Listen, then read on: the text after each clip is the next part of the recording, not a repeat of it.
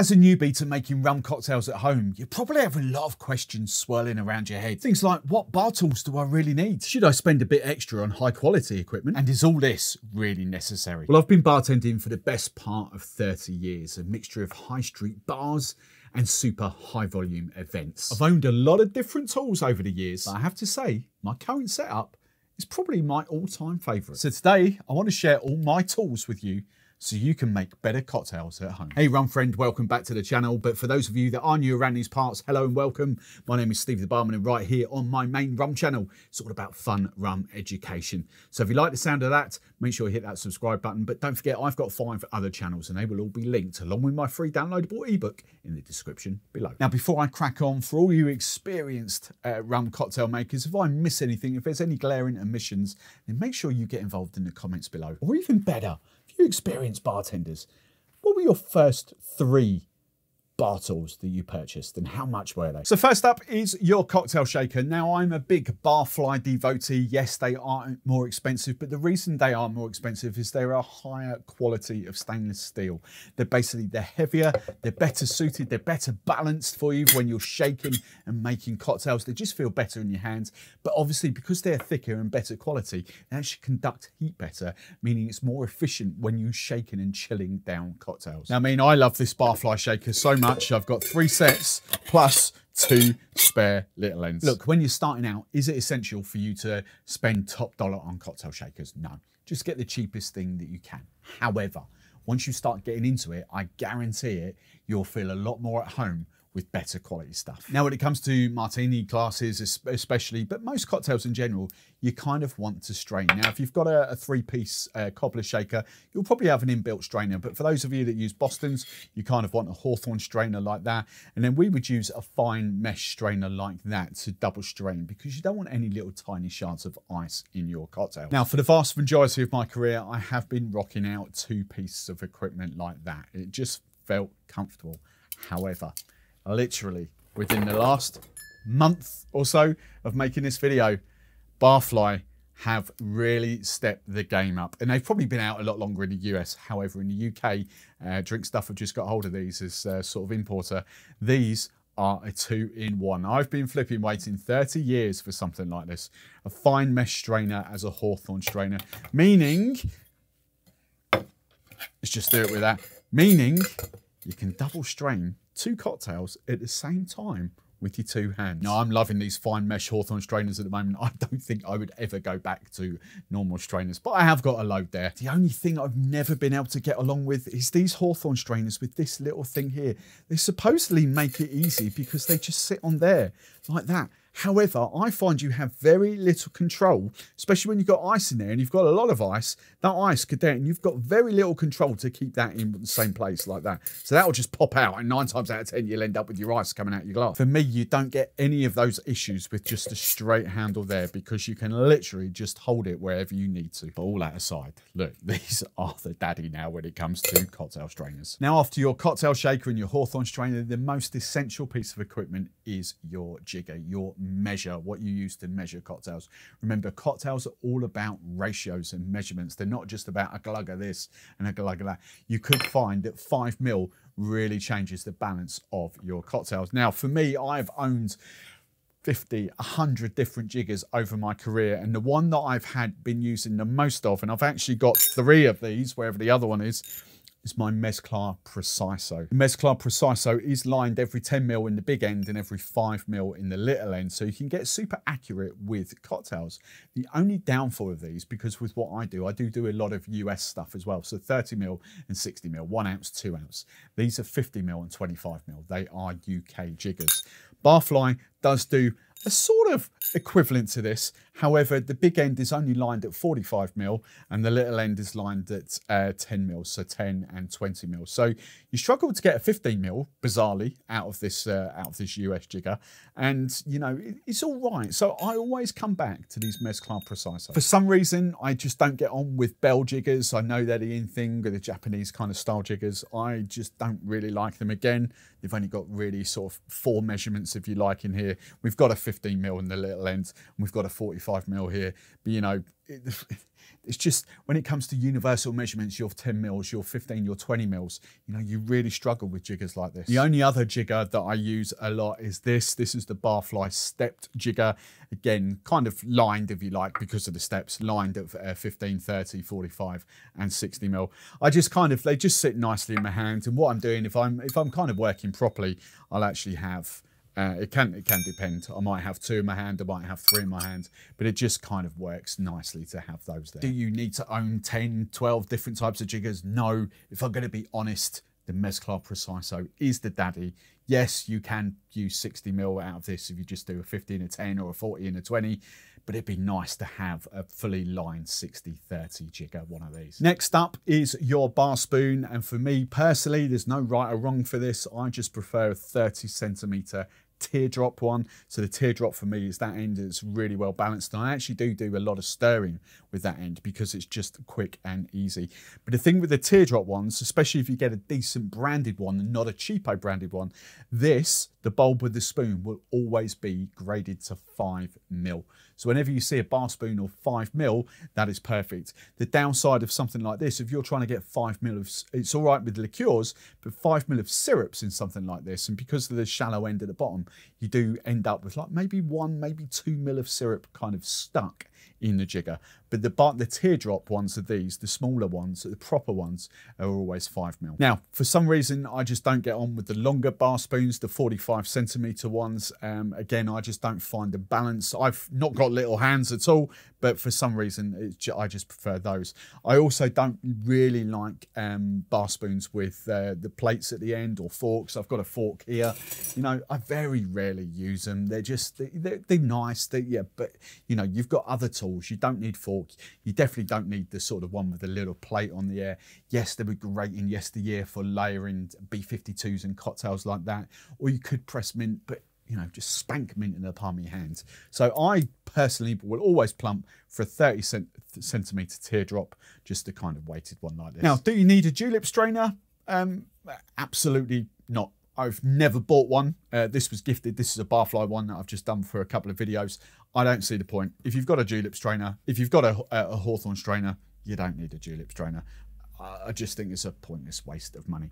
Yes, if you're a professional bartender and you want to show off, that might look cool in mixing glasses, but for us uncool people, just use a flipping hawthorn strainer when it comes to like your Negronis and your Manhattans and stuff like that. Now look, I'm a big advocate for long life and shelf stable stuff. So I've always got like shelf stable lime juice and shelf stable lemon juice. Yes, before you get on at me, this is 100% freshly squeezed. It's just got a tiny bit of antioxidant in there that the whole of the wine industry uses. There's no chemicals, there's nothing like that in there at all. It's just proper lime juice. So I always have these at hand.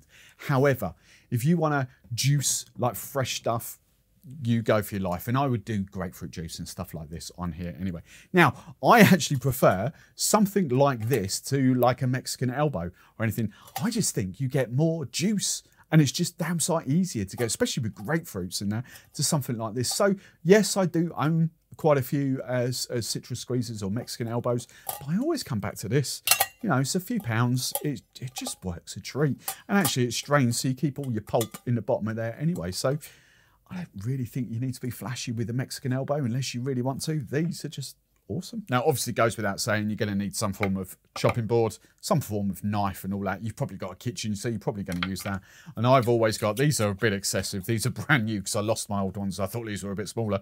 But I've always got a set of scissors, whether it's like chopping up garnishes, especially dried fruit garnishes there, whether it's making patterns out of whatever you've got, like pineapple spears like that, or whether it's chopping straws or things like that. You just need a decent pair of scissors to hand. Now, this is a cool little fun tool. I've always wanted to own these, and big shout out to Claire that bought me, Enchanted Claire, a long-time subscriber that bought me this 3 years ago, maybe, probably, well, definitely, probably during lockdown. So this is kind of like a swizzle stick, a lele stick. They're just fun, you know, when you're doing rum cocktails. Doesn't matter what they are traditionally for, swizzle cocktails, but they are just a great way to kind of mix cocktails. You don't need one of these. These are just a fun accessory to have. Next thing you're going to need is a muddler. Again, I'm a big advocate of muddler. I always say, you know, if you haven't got a muddler, use like a flat-ended rolling pin, a wooden rolling pin or something like that. But do you know Now, this is a proper heavy duty one as well. This is actually quite expensive, like best part of £30. Bit excessive, but the weight of it does make it super easy to muddle your limes. And if, like me, you make a lot of mojitos, then you really want a decent muddler. The flat end of a bar spoon just doesn't really cut it. So you want something proper like this. Now, I think a great thing to have as well, not a necessity, but a really good thing to have are what we call medium flow taper pourers. Now, I'm going to get geeky here for 2 seconds. These are the Tommy Dyer ones, TD 105s. Now, basically, Tommy Dyer is a flair bartender, a UK flair bartender. I've known him for years. And he's got together with Beaumont to do these. These have been out, oh Christ, 10, 12, 15 years, probably longer than that. Now, these aren't more expensive. Yes, Tommy's put his name to them, but they are more expensive. But they are more expensive for a couple of reasons. Firstly, if you see the cheaper taper pourers like that, 9 times out of 10, they're a lower grade of stainless steel and they will rust. These are super high grade of stainless steel and they will never rust.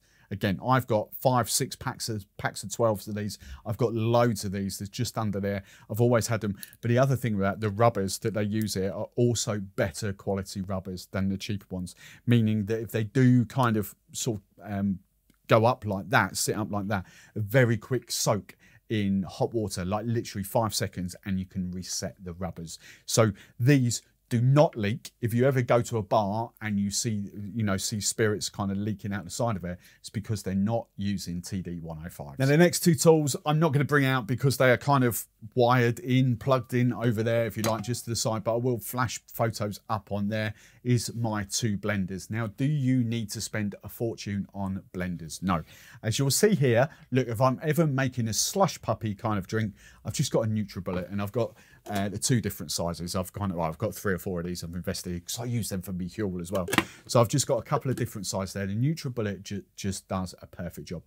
But when we're going on about tiki cocktails, traditionally when it says blend, flash blend, it will be your spindle mixer. If you're in the US, Hamilton Beaches, here we call them sort of milkshake mixers. And mine is Buffalo. It's from Nisbets here in the UK, about £100. People were saying, oh, it's cheap and cheerful. Honestly, for the use this has had, this has been absolutely perfect for me here. I've had it quite a few years now. No signs of it going wrong. It's stainless steel. It just keeps clean. I've got 3 or 4 spare tins of this. So when tiki cocktails are asked to be blended, unless they're specifically said, slush puppy kind of drinks, it'll always be blended with a spindle blender. And just a couple more pieces of equipment for you. Firstly, I kind of call this it's just a grater, to be honest. They call it a blade grater or whatever the fancy name for it. But it's great for just sort of microplane, is that the word for it? It's just great for sort of chocolate, if you're doing espresso martinis, for nutmeg, for cinnamon, all that kind of stuff. Microplane, blend, grater, something like that. But this is just a great one, really fine, that's what it is. So you get real nice dusting of cinnamon and nutmeg on a tiki cocktail. Now, I am lucky that my local supermarket does sell crushed ice by the bag, so I can just go and pick up crushed ice whenever I need it. But even then, sometimes I do need what they call a mallet in a Lewis bag. You just put your ice in there, normal ice in there, give it a bash around there, and you've got crushed ice there. Crushed ice is just, for me, a necessity in cocktails. Mojitos are just not the same without crushed ice. Tiki cocktails are just not the same without crushed ice. So, if you can't get a hold of crushed ice, even like little pebble ice if you can, that's absolutely fine. But if you can't get a hold of crushed ice, then at least invest. It's only a few quid, a mallet and a Lewis bag. People always ask me where I get my nice big chunky ice from. I make it myself. These, point to note, are 3 centimetre ice cubes in here, not 2 centimetre, not 2.5, but these are 3 centimetre ice cubes. For me, that extra half a centimetre, traditionally you'll get like 2.5 centimetres. For me, the 3 centimetre ones are just perfect for your highball glasses and just for shaking cocktails because they give you a slightly big surface area. And yes, I did used to have a mould to make bigger ice cubes as well, but you know what? Look at those bad boys. I could just get them from Ocado here in the UK. nice sort of clear ice cube balls and like that. Pack of 6, well, Marks and Spencer's, but next day delivery on Ocado. Now, in the days of sustainability, it's always good to have reusable straws. We used to have plastic straws and it just used to go, you know, just used to sort of bit them after there. But I've got like metal straws, we've got bamboo straws, like sort of tiki straws. It's always good to have those around. And to be honest, you can kind of stir with a metal straw as well. And then I think the very last thing to mention is stuff for garnishing, whether it's your cocktail picks or these kind of little things against sustainability, sort of metal skewers, stuff like that. But in that same vein, dried fruit. I don't think you know, and if you're thinking about it, sort of kilner jars, I mean, look at that. You just cannot beat dried fruit in this day and age. Kiwi fruit, purple apples, pears, passion fruits. You won't be able to see this because I know this will be off camera, but look at the quality of them. Dried tomatoes, and there's chili in there as well. The only other things I've not really mentioned are kind of, you know, mixing glasses. You can, yeah, I don't have a mixing glass anymore. I kind of support Cornish Blue, so I've got my Cornish Blue jug there I use for a mixing glass. But if you're just staring down no fashions and Negronis, you can just use your cocktail tin if you really want to. But then if you've been watching my videos, you know I've got loads and loads of these little Cornish Blue jugs. That's just for like videos really, for pineapple juices, for, you know, all the kind of juices. If I'm just doing a couple of videos, stuff like that. Are they essential? No, I've just got them here. So that's a tour of my bar setup, all the tools, all the equipment that I use to make cocktails, whether it's for videos, whether it's for here, for home, whether it's for events. They will all be linked, affiliate links in the description below. So if you fancy helping the channel out, they don't give you a discount, unfortunately, but they do help me keep the lights running on there. So go and check out the description for all the links. But as I say, if I've forgotten any tools, any glaring omissions, get involved in the comments. Let us know what you've got.